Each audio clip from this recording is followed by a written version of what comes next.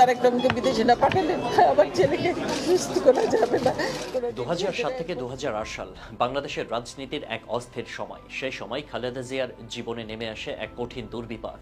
দুই সন্তান তারেক রহমান ও আরাফাত রহমান কোকো দুজনকে চিকিৎসা ও রাজনৈতিক চাপের কারণে দেশ ছাড়তে হয়। বড় ছেলে তারেক রহমান গুরুতর আহত অবস্থায় লন্ডনে পাড়ি জমান, আর ছোট ছেলে কোকো যান মালয়েশিয়ায়। এর মাঝে বিএনপি হারায় রাজনৈতিক ভিত্তি। 2008 সালের নির্বাচনে পরাজয়ের পর অবস্থাটা আরও জটিল হয়ে ওঠে।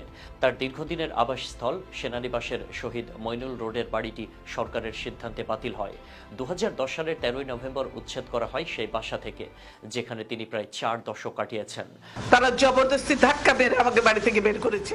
তবে খালেদা জিয়া থেমে থাকেননি। 2008 সালের নির্বাচনের সময় মাত্র 14 দিনে প্রায় 10,000 কিলোমিটার ভ্রমণ করেছিলেন। দেশের এক প্রান্ত থেকে আরেক প্রান্তে ছুটে বেরিয়েছেন দলকে চাঙ্গা করতে। শতাধিক পথসভা আর জনসভায় তিনি দিয়েছিলেন জ্বালাময়ী ভাষণ। রাজনীতির পৃষ্ঠায় খালেদা জিয়া শুধু একটি নাম নয়, বরং এক অনন্য ইতিহাস, যার শুরুটাই হয়েছিল ত্যাগ, ধৈর্য আর সংগ্রাম দিয়ে। তিনি এমন একজন নারী যিনি হঠাৎ করে রাজনীতিতে আসেননি, বরং জীবন তাকে ঠেলে দিয়েছিল সেই পথে, যেখানে প্রতিটি ধাপে ছিল নতুন এক চ্যালেঞ্জ। স্বামীর রাষ্ট্রপতি জিয়াউর রহমানকে হারানোর পর সামরিক শাসনের রোষানলে পড়েও তিনি দমে যাননি, বরং দাঁড়িয়েছেন দেশের সবচেয়ে কঠিন সময়ে, স্বামীহীন একা নারী হয়েও। 2015 সালে তার রাজনৈতিক অফিসে অবরুদ্ধ অবস্থায় থাকতে হয় দীর্ঘ সময়।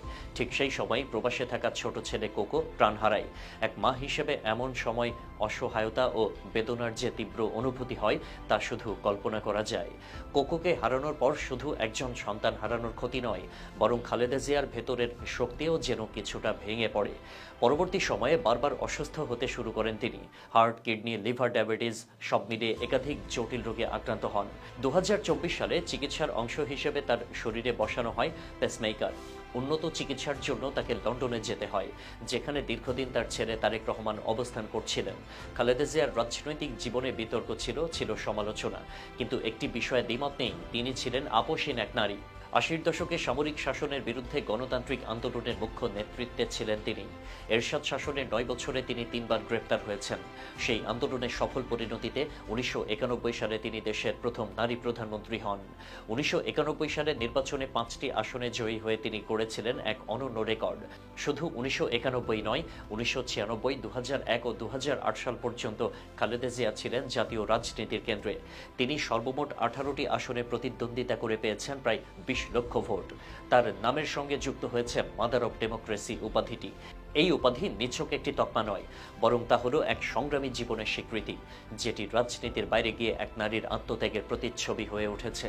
খালেদা জিয়া চাইলে হয়তো এক শান্ত উন্নত দেশে সরে গিয়ে জীবনের বাকি সময়টা নির্বিঘ্নে কাটাতে পারতেন, কিন্তু একসময় তিনি বলেছিলেন, আমার স্বজনহীন জীবনে দেশবাসী আমার স্বজন, আল্লাহ আমার একমাত্র ভরসা।